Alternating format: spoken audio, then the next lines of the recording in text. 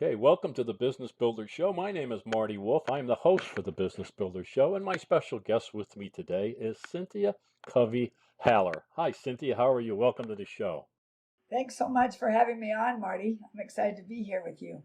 Yeah, I am too. I've become, I think, kind of part of the family. I've read your dad's book, Stephen R. Covey, Seven Habits, and a couple of his other books, and recently interviewed your brother, Stephen M. R. Covey. So it's such an honor to have you. And we're going to talk about your book, which is titled "Live Life in Crescendo.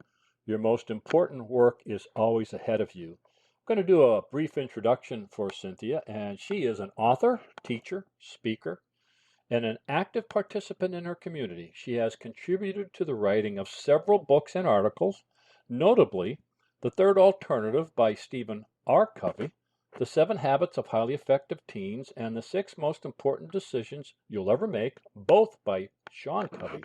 Cynthia has held multiple leadership positions in women's organizations, served as a PTSA president, an organizer for refugee aid and food pantry volunteer, and she is currently working with her husband as a service volunteer helping with employment needs. She graduated from Brigham Young University and lives with her family in beautiful Salt Lake City, Utah. And Cynthia, it's a pleasure to have you. And if you'll allow me, I'm going to go to page 240 in the book, and this is what it says. I think it sets the tone a little bit for us. Page 240 again.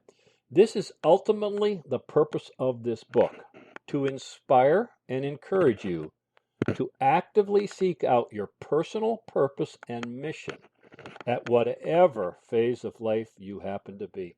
So, Cynthia, again, welcome, and I'd like to have you explain how this book all came together. I guess you started together with your dad, and then you finished. So, tell me about how that all came about. Thanks, Marty. I'd love to. So, years ago, my dad and I were discussing his work, and I foolishly said to him, hey, are you going to ever write anything as good or as successful or impactful as the 7 Habits? Well, not intending to insult him, but I think I did because he said immediately, you think I'm one and done? Is this all I've got? Why do I get up every day and pretend to write and to teach and to try to contribute if my best work has already been out there? So he truly believed that, like his mission statement, live life in crescendo, that his most important work was still to come. And he did go on to write The 8th Habit that was very successful, The Third Alternative.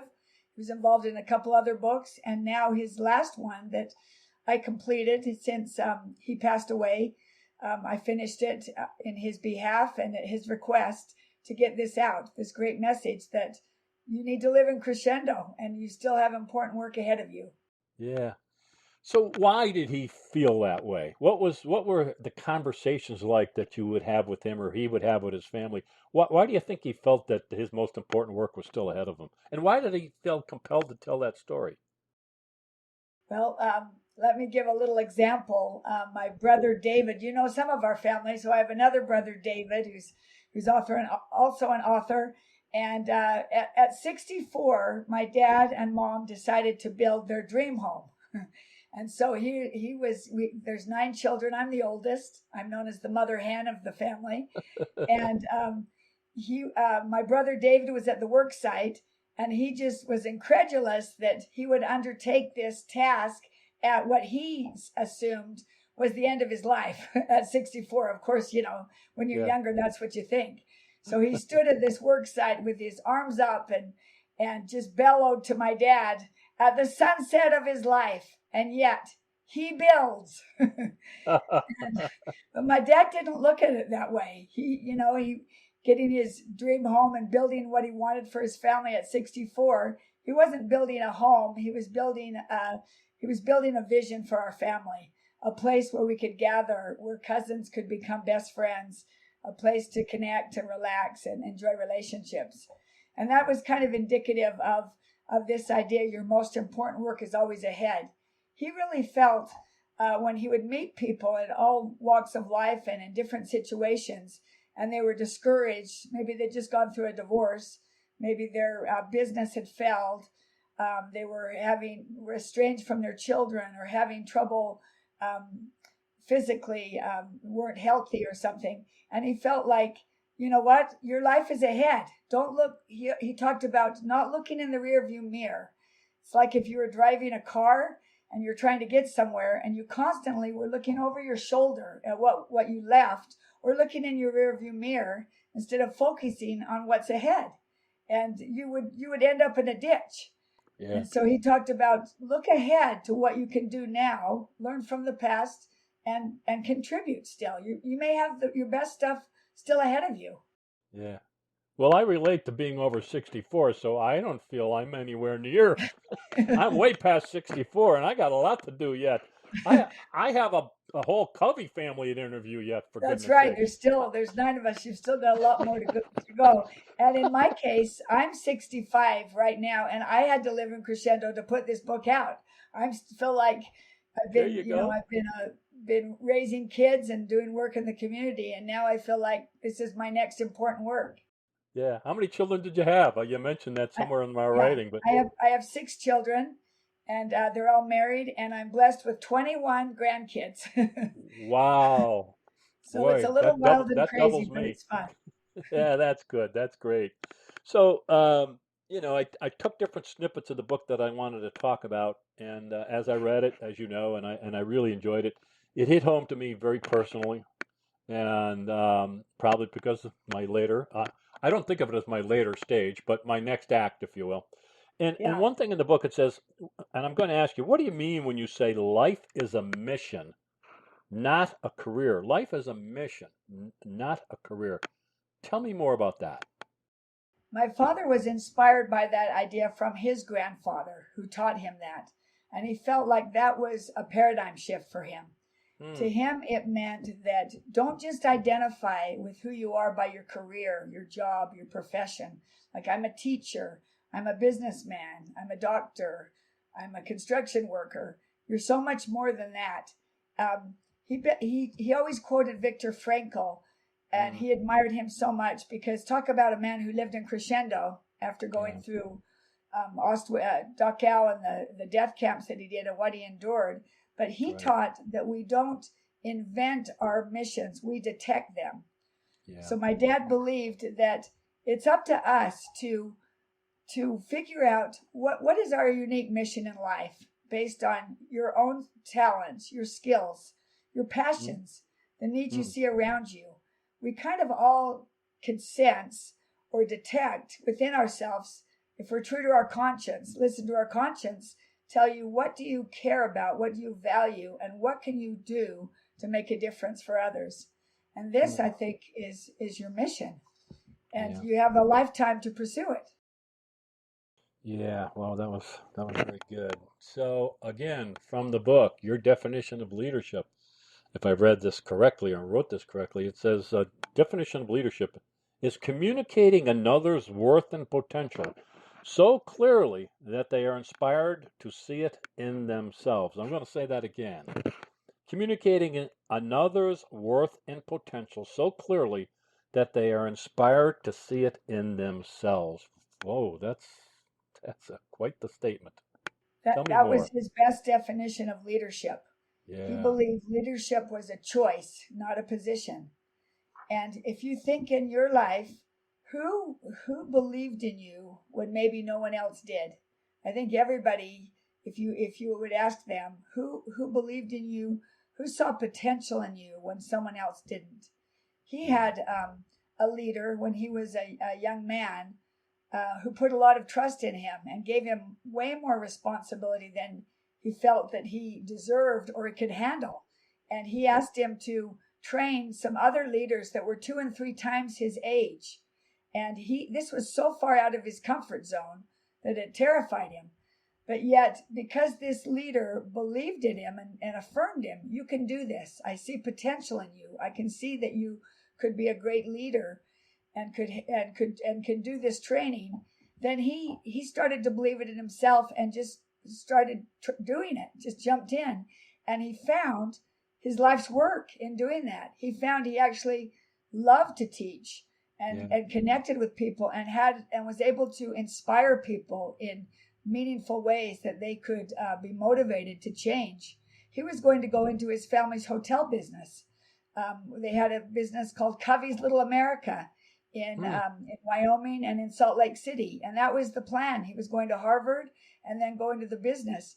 But because this leader saw in him potential in training and in teaching, it changed the whole trajectory of his career and really his life and influence. So somebody believed in him so much and put that into his heart and his mind so that eventually your dad saw it in himself and took action on it. Wow. Exactly. That's really great. So we've been talking about choosing to live life in crescendo, not I can't say that word. Diminuendo. There you go, diminuendo. So what does that mean? So I see that in the book. So what does that mean as opposed to crescendo? Talk to me about that. Okay, good question, Marty. The crescendo mentality is throughout the whole book, and it's a paradigm, like a pair of glasses that you put on, perspective that you see everything else. We're encouraging adopting this crescendo mentality. And we use musical examples, like a crescendo, if you know the symbol, is, starts at a point and then extends out. And the lines never touch again. It expands. So living in crescendo means that you continue to learn, to grow, to expand, to improve, to accomplish great things as you go on. The opposite is also a symbol, diminuendo, and that symbol is the exact opposite. It starts out far, and then it comes together to a point, and so it shows that you are slowing, that you are not contributing anymore, that you don't have influence, that you are fading, and it actually comes to an end. And so just to use a quick example that I used in the book, I talked about a man named Ray Hinton, who was basically framed for a couple of murders he didn't commit. And he was a good person who knew that he was innocent, and he trusted in the legal system, which failed him, and he ended up on death row. And he was devastated, and he didn't know how to respond. So he was so angry, he threw his Bible under his prison bed and decided, that's it, I'm done. And for 3 years, he shut down. He did not speak to any of the inmates next to him in the cells. He did not speak to the guards. He didn't communicate. He shut his life down for 3 long, miserable years. And one night, late at night, he heard a man in the next cell just crying and sobbing, asking for someone to help him.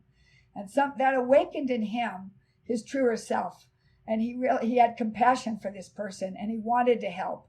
And he broke his silence, and he found out what was wrong. The man had just found out his mother had passed away, and he was devastated. So he spent the night comforting this man he didn't know, hearing stories of his mother and the wonderful person she was.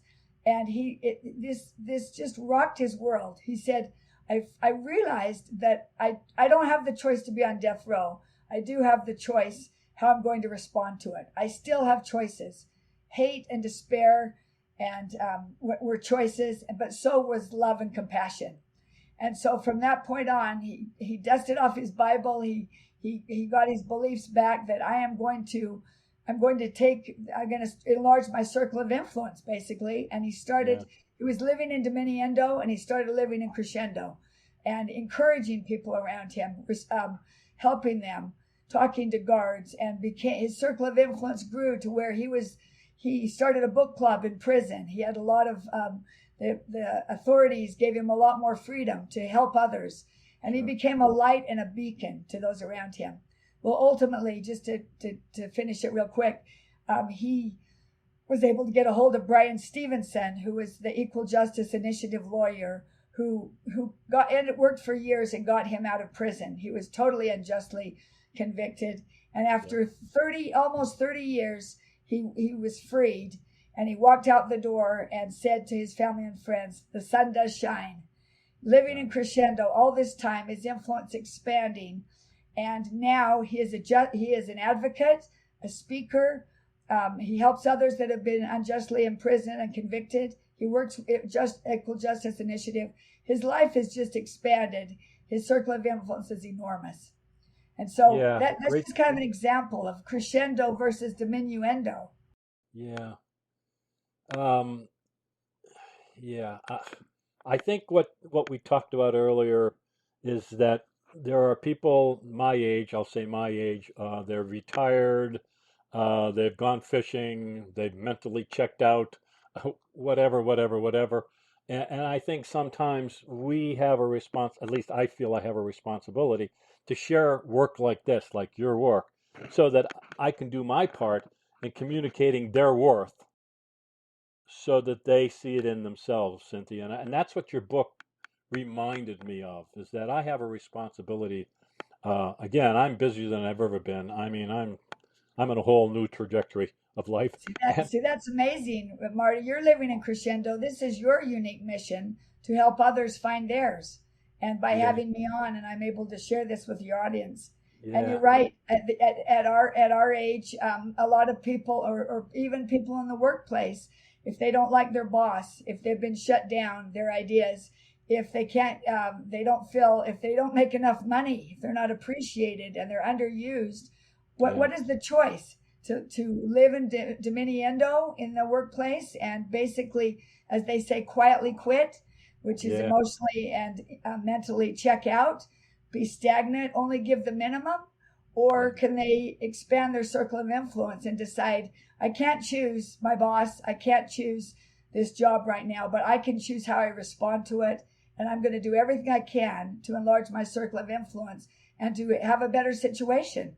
And yeah, 9 out of 10, those people come out on top and they do exactly that. And they yeah. start living the crescendo mentality. So my guest is Cynthia Covey Haller. You can find her on LinkedIn. Is it okay to mention that, Cynthia? That Oh, she can I'm find. I'm on LinkedIn. Yes, I am. Yeah, Cynthia Yeah. Covey Haller, Haller. You can find her there. We are talking about her book. It's called Live Life in Crescendo. Subtitle is very important because this is what we're talking about. Your most important work is always ahead of you, no matter what your age, no matter what your situation is. Obviously, Ray had a bigger problem than most of us have. But Yes. it's meant to be. It's up to me. So we have to decide. So I really love the way you laid it out in terms of the different stages of life. I really enjoyed that. So tell me, why did you take that approach, and give me some high points on that? Yeah. Well, Marty, there are probably a lot more stages, but I identified four major ones that my father and I thought could be roadblocks or could be set, difficult to decide to live in crescendo or diminuendo. And excuse me, the first one is the midlife, which is midlife is basically where you are now compared to where you want to be. And you Mm, kind of wake up and think, wow, I'm 50, I'm in a dead end job. And, maybe some of my relationships aren't great. You might be stagnant. What am I going to do? How am I going to respond to this? Do I give into it? George Bailey in It's a Wonderful Life thought he was unsuccessful because yeah, he wasn't the big wig. How successful people are measured by money and travel and the things he did. But he later found out he was the most successful person in town because he helped others.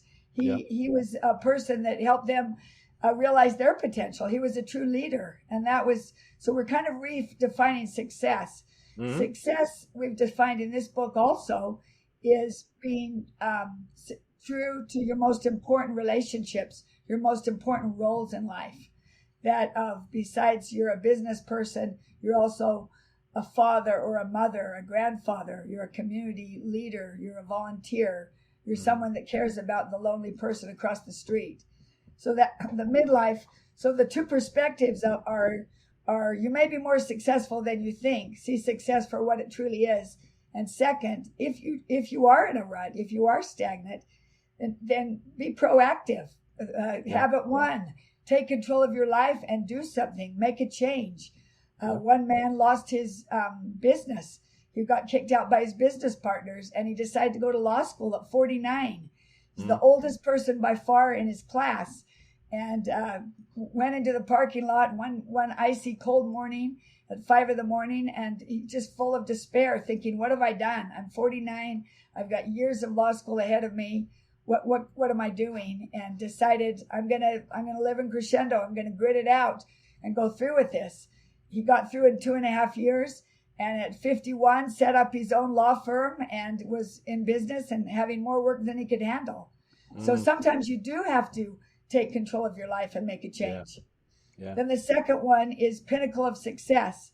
There's so many great examples of people who have reached the pinnacle of success and still contribute. My dad thought it was a false dichotomy to say there's only two alternatives, to retire, to keep working or retire. And the third alternative is keep making a contribution. Yeah. And so these people like John Wooden, who, was the greatest basketball coach of all time, in some circles. And yet the last third of his life, he was his most meaningful. He was a mentor. And that was where he was so successful. Melinda Gates, with her great work in the foundation that they're doing. She's a billionaire, and she doesn't have to go to these poor countries, underprivileged countries, and live there and see these problems to help with deep inequity and poverty, and yet she does. So those are just a few examples of people who have had the pinnacle of success and have gone on. Paul Newman is another great story. Yeah. Life-changing setbacks. There's so many wonderful, and we kind of highlighted famous and non-famous people, hoping that others could see themselves in this, could say, okay, I can't do what some people with a lot of money do, but I can influence my community with my food drive that I start, or with my cleaning up my blighted neighborhood. Yes. Or Cynthia, or focus on becoming that great grandparent. Focus on being a better spouse. Focus on being a better even mother or father. Start right at home sometimes, where I think sometimes we all miss the point. Sometimes just start at home, So, I think that's exactly where you start. You start in your own family. Is your daughter going through a painful divorce? Do you need to be there for your children? Do you have grandkids that need mentoring, that need someone to go to their games and care about them, to be another positive light in their life? Is there a lonely neighbor across the street that never gets visited and their yard is in disarray? And could you help? Could you go over and be a friend to that person? So the life-changing setbacks is the next one. And those are people like Nelson Mandela, who at 71 he's been in prison for 28 years. And at 71, he's released. And you think, well, oh, that's too bad. His whole life is wasted. It's gone. And yet he goes on the next 4 years to eliminate apartheid, to become the first Black president in South Africa, with de Klerk, who was the president, as his vice president. And he goes on, he lives in Crescendo and doesn't allow that setback to define him the rest of his life. There's many other examples in there, life-changing setbacks. Elizabeth Smart, worst thing that could ever happen in the world, to be kidnapped and raped by a terrible person for 9 months. And yet she's not a victim. She is gotten married. She graduated from college. She has 3 beautiful children. She started a foundation, and now she helps those in the same situation. She has expanded her circle of influence. And then the last one is what we've been talking about, Marty, where maybe you and I are, the second half of life. This was the reason for the book, because my father kept getting asked at about my age, so are you about done, Steve? You're 65. Do you think you're going to retire pretty soon? And in our home, the R word was a bad word. You didn't say that. And he thought, why would I do that? I still have such passion for my work. I have a lot to contribute. My best work is still to come, as it is with all of us. Why shouldn't we all feel like that? Our best things are still to come. Jimmy Carter is a powerful example of this contributing in the second half of life. He wasn't known as a great president, but his post-presidency has been incredible. And what he's contributed, that's his greatest contribution, what he has done in the post-presidency. So those are really quick. I'm sorry if I took too long explaining No, those, that's but perfect. All right. I enjoyed it, and I'm sure the folks listening and watching enjoyed it too. And yeah, I love the different stages, and actually, the whole book is in crescendo. You took me through the whole series thing, and then I didn't I don't jump ahead in books. I keep going. Say, oh wow, okay, now they're to me. Although I had the midlife crisis, I had all those different problems. So it was nice. It was really excellent. The storytelling was superb. I'm going to say the book again: Live Life in Crescendo. Your most important work is always ahead of you, no matter what stage you're at, no matter what age you are. The best is yet to come, I'm sure of it, if you decide to make it happen. Now, let's wrap up uh, with this. You close the book with some real personal stories, and I learned some things from your personal stories. So, take the next few minutes and now, whatever fashion you're comfortable you want to talk about, or you can leave that open so that they have to read it. But give us some things how you wrapped up the book and your personal, your family's journey. well, I shared three personal examples in our family where we had to practice living in crescendo ourselves. Sometimes people look at other people and think, oh, their life is easy or they don't have challenges. Every one of us is facing something that is difficult. Some are seen and some are unseen. And so that's why we need to always be kind to each other and help each other, because you really don't know what another person is going through.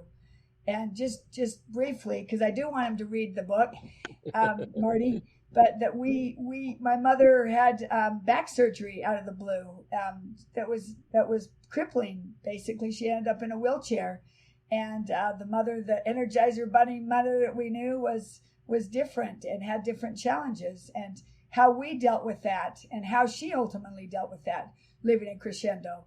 And then our father, this wasn't known, but we decided to share it because to help other people who face similar trials and challenges. He developed front temporal dementia, which was just blew us away that he would get that when Yeah. he used his mind so much. And he also was very physically active. He sharpened the saw. He practiced what he Yep. preached as much as possible. Yep. And our family and he had to deal with that. And basically, he lived in crescendo till he couldn't do it anymore, Yeah. and gave as much as he could until he wasn't able to make that choice anymore. But our family had to wrap ourselves around these two big issues, that problems in our family. We didn't feel like we had either parent. The nine of us had a mother in a wheelchair that was struggling physically, and a father whose mind was different than it's always been, and he wasn't the same person. And Yeah. how are we going to respond? And I'm happy to say, you can read about it, but I'm happy to say that we did it together with each other and our faith, and just getting through, deciding this isn't going to define us or ruin us, Yeah. and we're going to overcome it. And then the third one, after our father passed away a few months later, my brother Sean's daughter Rachel passed away from effects of depression at 21, and this was devastating. And yet, Sean and Rebecca courageously decided we have three choices. We can let it destroy us, we can let it define us, or we can let it strengthen us. And they courageously chose to let it strengthen them and their family and our entire Covey family. And it's inspired many others. So they started a nonprofit called Bridle Up Hope. Rachel, my niece, loved horses, and she found her voice riding horses. It brought her a lot of joy and happiness. And they actually found, after she passed away, that she had helped other girls with their self-confidence and self-worth through riding horses. And so they started this nonprofit that teaches equestrian training for young girls who struggle with anxiety or depression, who have had trauma or abuse, or who just need to help their self-confidence and self-esteem, which a lot of teenage girls do. Yeah. And it's from 12 to 18, and they offer these lessons. They also accompany it with 7 Habits for Highly Effective Teens. So Yeah. besides the equestrian training, you have some life skills being taught to them, so they can deal with the challenges they face. And then the last component is service they asked them to give back and serve at the barn and serve others. And so this has been very successful. But for my family, it was a response to living in Crescendo or living in Dominiendo. Cynthia, what a remarkable discussion. I thank you from the bottom of my heart. You know, I've followed your dad's work. I've taught your dad's work. I've shared it with possibly thousands of people. So I'm honored that you're with me today. I'm honored that you took time to write this book, finish this book, Live Life in Crescendo. Your most important work is always ahead of you. Folks, this is not a book you're going to get and read in 2 hours. This, you need to sit down and think about this, put notes in the margins, dog ear the pages, share it with others. No matter what stage in life you are, you're going to love this information, and because her heart is in it and her dad's heart was in it. And so, Cynthia, thank you so much for being part of the Business Builder Show. Thank you so much, Marty. And we're happy to adopt you as the 10th child in the Covey family. Well, what an honor. Thank you so much. Thanks for having me on. I appreciate Thank you so much. All right. Well, thank you for listening to the Business Builder Show. Till next time, we'll see you later.